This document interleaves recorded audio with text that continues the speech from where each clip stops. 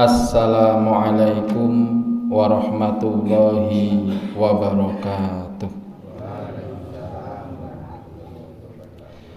Alhamdulillah wa syukrulillah wala haula wala quwata illa billah. Asyhadu an la ilaha illallah wahdahu la syarikalah wa asyhadu anna Muhammadan abduhu wa rasuluhu la nabiyya ba'dah. Allahumma salli ala Muhammadin wa ala alihi wa ashabihi ajma'in, amma ba'du. Bapak Ibu jamaah salat subuh rahimakumullah. Alhamdulillahi rabbil alamin, puji dan syukur marilah tiada henti kita panjatkan kehadirat Allah Subhanahu wa taala. Di mana pada kesempatan pagi ini kita termasuk umat-umat pilihan, yaitu bisa melaksanakan sholat subuh dengan berjamaah. Karena janji Rasulullah, wa man sholat subhi fi jama'ati faka'annama sholat laila kullahu. Barang siapa yang melakukan sholat subuh dengan berjamaah, maka dia sama seperti melakukan sholat malam sepanjang waktu. Hadis riwayat Muslim. Dan mudah-mudahan apa yang kita kerjakan ini diterima oleh Allah Subhanahu wa ta'ala, sebagai bukti bahwa kita bersyukur menggunakan nikmat untuk beribadah kepada Allah Subhanahu wa ta'ala.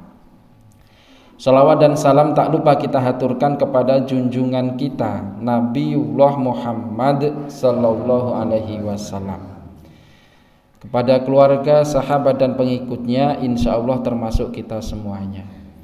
Bapak Ibu jamaah rahimakumullah, jika dibandingkan sholat subuh dengan sholat isya hampir sama sebenarnya. Tetapi kalau selama bulan Ramadan jamaahnya lebih banyak sholat isyanya daripada subuhnya. Karena sholat subuh menika wanci mboten gampil, abot rasane. Apalagi yang mungkin malam kurang tidur, niku ya abot tenan. Dalam tembung Jawa dulu pernah disampaikan ya, simbah-simbah riyen menika.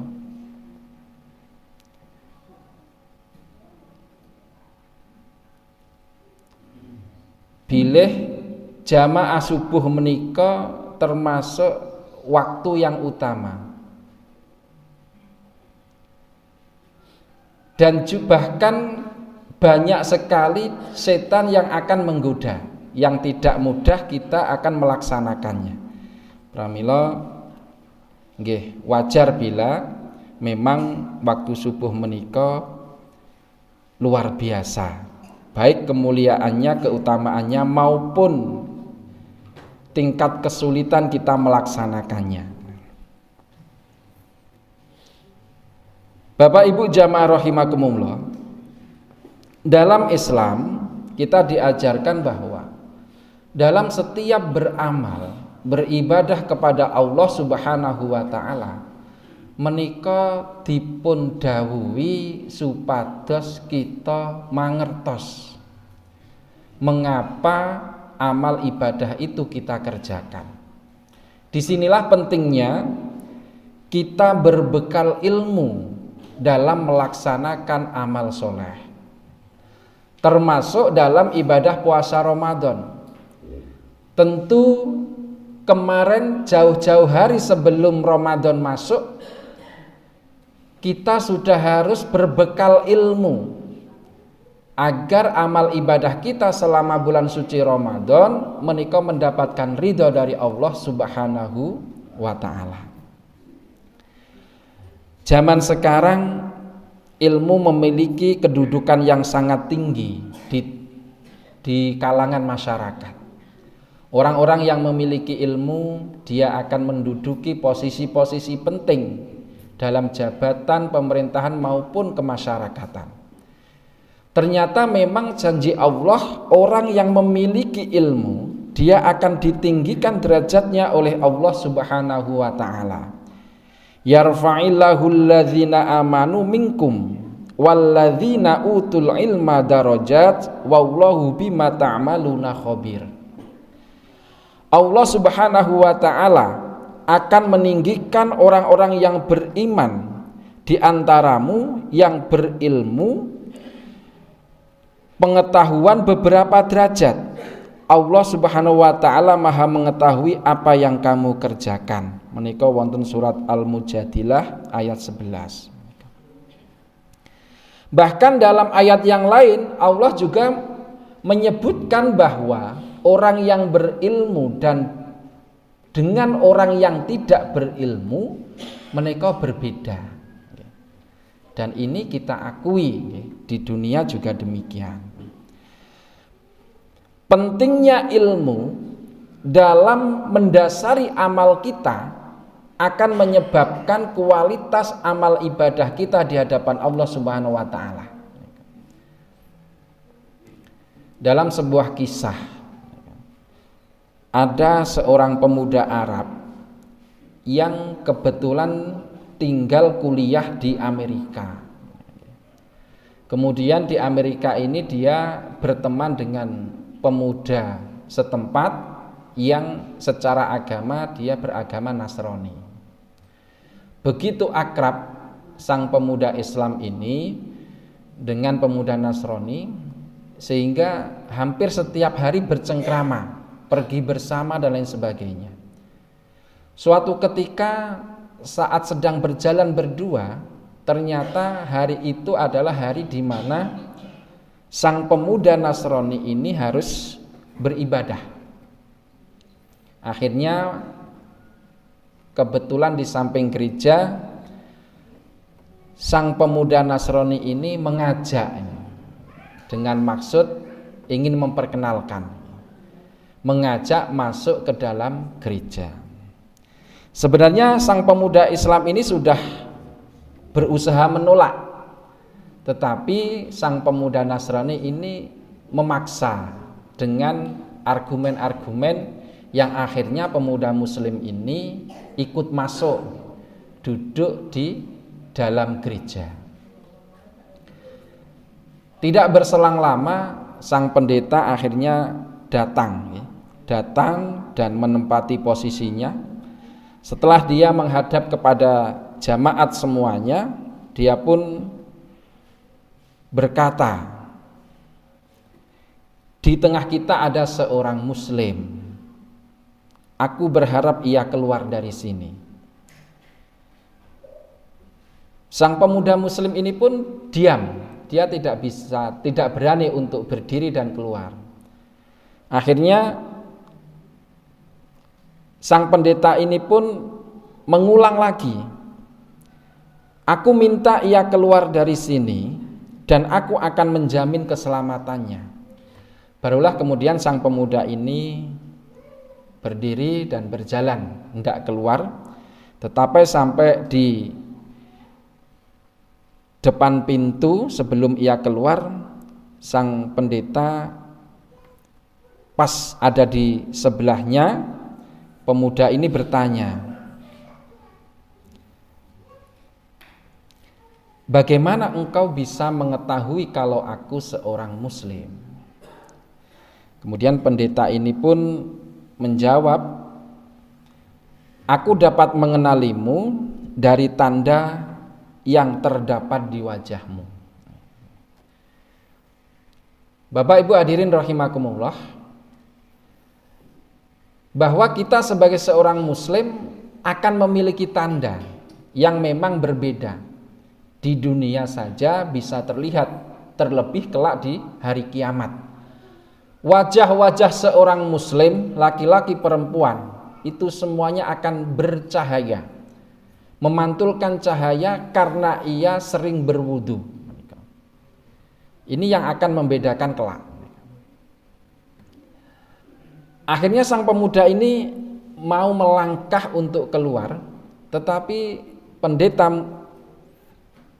ini memiliki niat yang tidak baik, yaitu ingin bertanya yang arahnya menjatuhkan seorang Muslim tersebut. Wahai pemuda Muslim, saya ingin bertanya kepadamu, sanggupkah engkau menjawabnya dengan baik dan benar? Kemudian sambil tersenyum dia mempersilahkan pendeta itu untuk bertanya. Yang pertama, satu yang tidak mungkin ada duanya. Niku pertanyaannya kathah. Satu yang tidak mungkin ada duanya. Ditanya-tanya ternyata jumlahnya sampai 22 pertanyaan. Akhirnya dijawab, ya.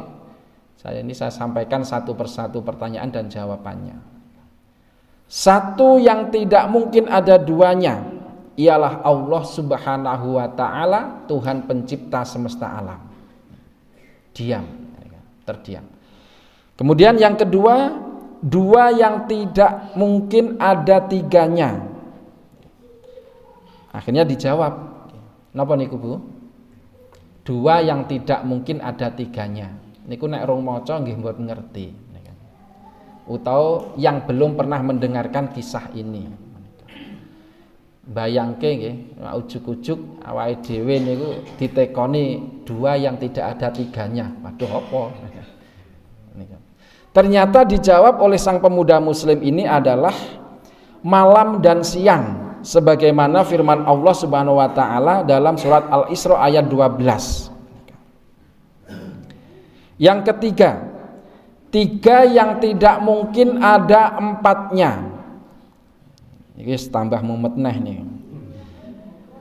Kemudian dijawab oleh sang pemuda muslim adalah kekhilafan yang dilakukan Nabi Musa alaihissalam ketika Khidir menenggelamkan perahu, membunuh seorang anak kecil, dan ketika menegakkan kembali dinding yang hampir roboh.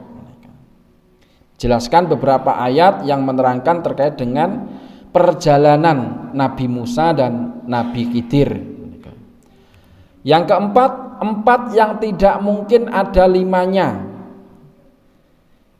yaitu 4 kitab samawi, Taurat, Injil, Zabur, dan Al-Quran.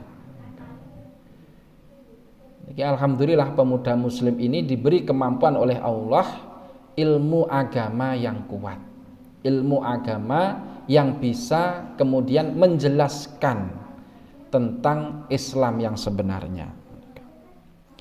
Yang kelima, ditanya tentang 5 yang tidak mungkin ada 6-nya. Niki rada-rada apal bab 5 niku ya salat. Salat 5 waktu yang dikerjakan seorang muslim. Selanjutnya 6 yang tidak mungkin ada 7-nya adalah jumlah hari ketika Allah menciptakan makhluk. Kemudian 7 yang tidak mungkin ada 8-nya, yaitu langit yang berjumlah 7 lapis, berdasarkan firman Allah surat Al-Mulk ayat 3. Alladzi khalaqa sab'a samawatin tibaqa ma tara fi khalqir rahman min tafawut farji'il basara hal tara min futur. Yang kedelapan, 8 yang tiada 9-nya, yaitu malaikat pemikul arsy Ar-Rahman, sebagaimana firman Allah dalam surat Al-Haqqah ayat 17. Niki sampai berulang-ulang.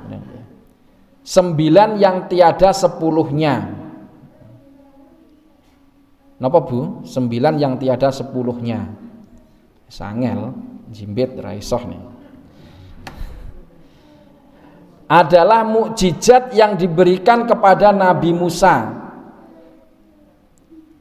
Tongkat, tangan yang bercahaya, angin topan, musin, paceklik, katak darah, kutu dan belalang dan lain sebagainya. Kemudian dilanjutkan lagi pertanyaan yang ke-10, sesuatu yang tidak lebih dari 10. Sesuatu yang tidak lebih dari 10. Ini pertanyaan ke-10. Setiap menjawab pemuda muslim ini dengan lantang dan yakin, sehingga dan ini disaksikan oleh jamaah-jamaah lainnya di dalam gereja. Sesuatu yang tidak lebih dari 10 adalah kebaikan, ganjaran, balasan kebaikan. Barang siapa yang berbuat kebaikan maka untuknya 10 kali lipat, kecuali pahala-pahala amalan tertentu seperti sedekah 700 lipat, atau puasa tidak terhingga. Karena puasa untuk Allah, maka Allah yang akan memberikannya. 11 yang tiada 12-nya. Iki bingung nih niki nek ra ngerti. 11 yang tidak ada 12-nya. Itu saudara Nabi Yusuf.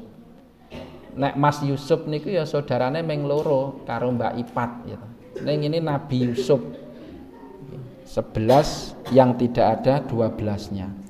12 yang tiada 13-nya. Mukjizat Nabi Musa yang terdapat dalam firman Allah surat Al-Baqarah ayat 60. 13 yang tiada 14-nya. Jumlah saudara Nabi Yusuf ditambah dengan ayah dan ibunya. Nah, kemudian 14 ke bawah niku pun mulai beda pertanyaannya, lebih sulit lagi. Sesuatu yang bernafas namun tidak mempunyai ruh. Bernafas tapi tidak mempunyai ruh. Dijawab oleh pemuda muslim itu, yaitu adalah waktu subuh. Sebagaimana firman Allah dalam surat At-Takwir ayat 18, dan waktu subuh apabila fajarnya mulai menyingsing. Ini salah satu keistimewaan waktu subuh menikah. 15. Kuburan yang membawa isinya. Kuburan yang membawa isinya. Apa itu? Adalah ikan yang menelan Nabi Yunus alaihissalam. Dari pertanyaan ini berarti nyun sewu pendeta dikisahkan ya, ini dalam kisah ini pendeta ini ya sangat tahu terkait dengan kisah-kisah bahkan yang ada dalam Al-Quran, ternyata tahu. 16. Orang yang berdusta atau sesuatu yang berdusta namun masuk ke dalam surga. Berdusta tapi masuk ke dalam surga. Ini dijawab, yaitu saudara-saudara Yusuf, yakni ketika mereka berkata kepada ayahnya, wahai ayah kami, sesungguhnya kami pergi berlomba-lomba dan kami tinggalkan Yusuf di dekat barang-barang kami. Lalu dia dimakan serigala. Setelah kedustaan terungkap, Yusuf berkata kepada mereka, tak ada cercaan terhadap kalian. Dan ayah mereka Yakub berkata, aku akan memohonkan ampun bagimu kepada Tuhanku. Sesungguhnya dialah yang maha pengampun lagi maha penyayang. Bapak Ibu hadirin rahimakumullah. Ini juga pelajaran bagi kita sebenarnya, dan tentu diajarkan oleh Rasulullah Muhammad sallallahu alaihi wasallam, bahwa perkara yang tidak baik atau kezaliman yang kita terima itu tidak semena-mena harus dibalas dengan kezaliman. Maka Rasulullah mengajarkan orang yang menyakiti itu dibalas dengan kebaikan, dengan salah satunya didoakan. Nek kelas awake dhewe ya mungkin abot, berat. Wong bahkan sering kita itu berkelakar. Nek wani nglarani pembalasane kudu luweh dari yang dilakukan, lebih, artinya lebih itu. Nah, memaafkan, membalas dengan kebaikan itu yang ternyata diajarkan oleh para nabi. Selanjutnya adalah sesuatu yang diciptakan Allah namun tidak disukai oleh Allah. Diciptakan tapi tidak disukai oleh Allah. Niku ya angel mikir opo ya. Ternyata dijawab adalah suara keledai. Sebagaimana firman Allah, sesungguhnya sejelek-jelek suara adalah suara keledai. Luqman ayat 9. Kemudian makhluk yang diciptakan Allah tanpa bapak dan ibu. Dijawab oleh sang pemuda muslim adalah Nabi Adam, malaikat, unta Nabi Soleh, dan kambing Nabi Ibrahim. Itu diciptakan tanpa ayah dan ibu. Jadi memang kuasa Allah diciptakan kun fayakun, kemudian terjadilah menika. Makhluk yang diciptakan dari api, yang diazab dengan api, yang terpelihara dari api. Niki ya jimpit meleh niki nek mikir ra iso. Tetapi kuasa Allah, pemuda muslim ini menjawab, makhluk yang diciptakan dari api adalah iblis, yang diazab dengan api adalah Abu Jahal, dan yang terpelihara dari api adalah Nabi Ibrahim alaihissalam. Makhluk yang terbuat dari batu, yang diazab dengan batu, dan yang terpelihara dari batu. Niki ya angel. Yang terbuat dari batu adalah unta Nabi Soleh, yang diazab dari batu adalah tentara bergajah yang menyerang Ka'bah. Yang terpelihara dari batu adalah Ashabul Kahfi atau penghuni gua. Sampai pertanyaan yang 21 sampai 22 dan lain seterusnya menika. Bapak Ibu hadirin rahimakumullah, sekali lagi ini menggambarkan pertanyaan-pertanyaan ini yang awalnya ingin menjatuhkan seorang muslim, tetapi dengan tegas karena kekuasaan Allah diberi ilmu, maka dia bisa menjawab dengan yakin dan tegas.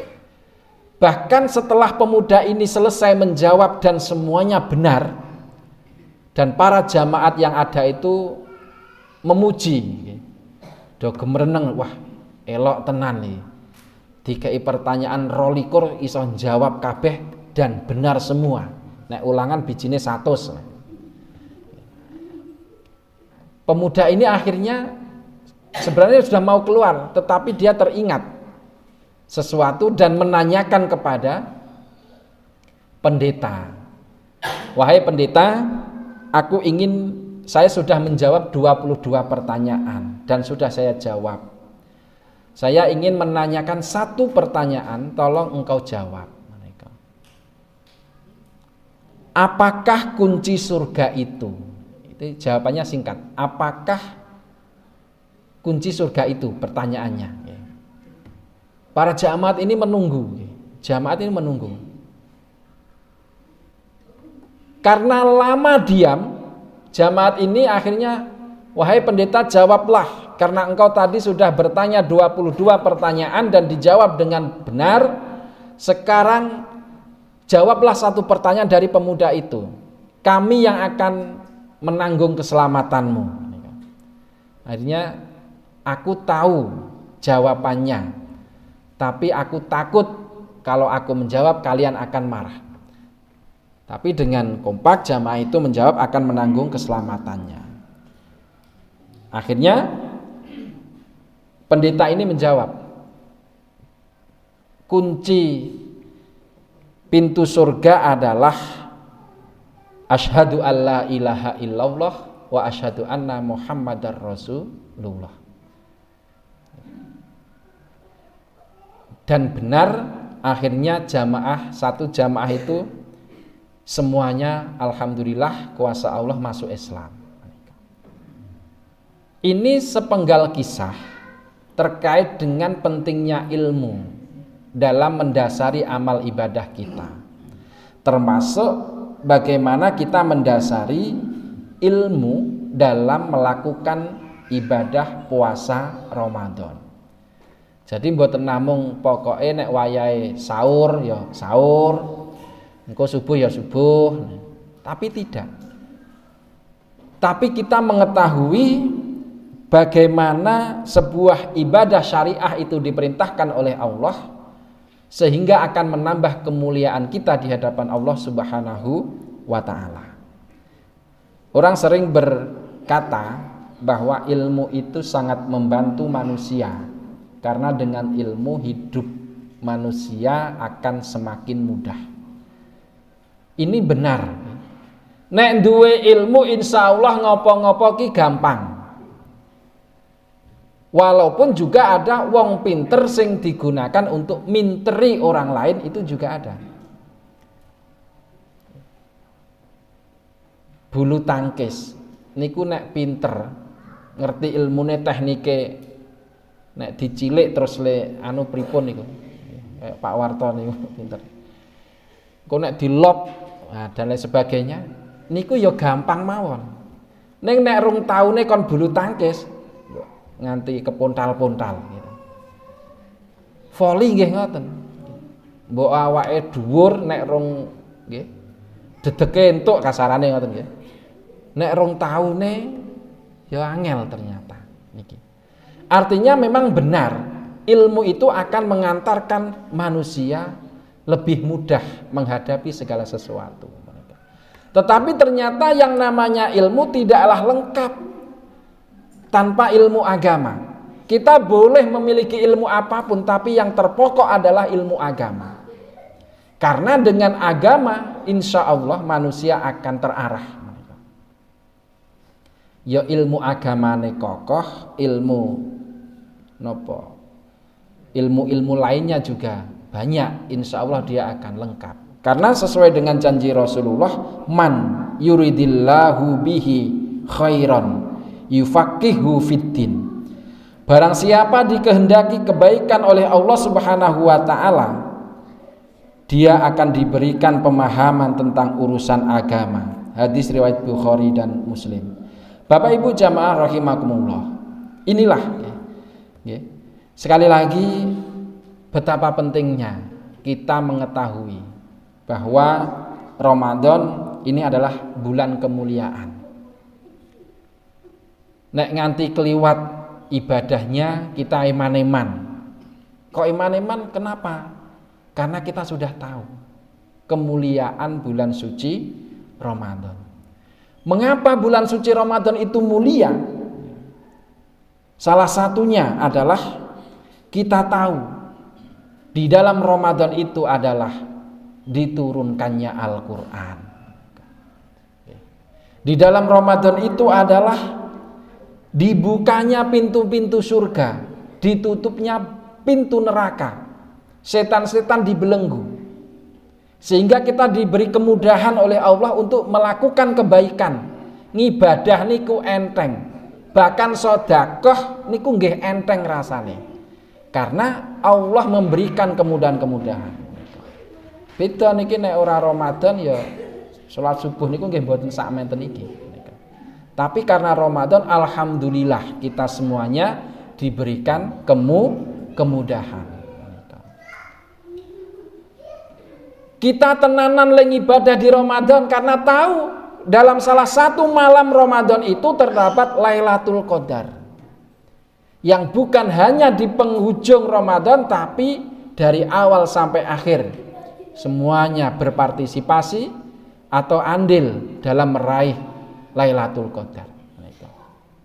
Senajan to wis nek nang masjid ya ngantuk-ngantuk umpamane gitu.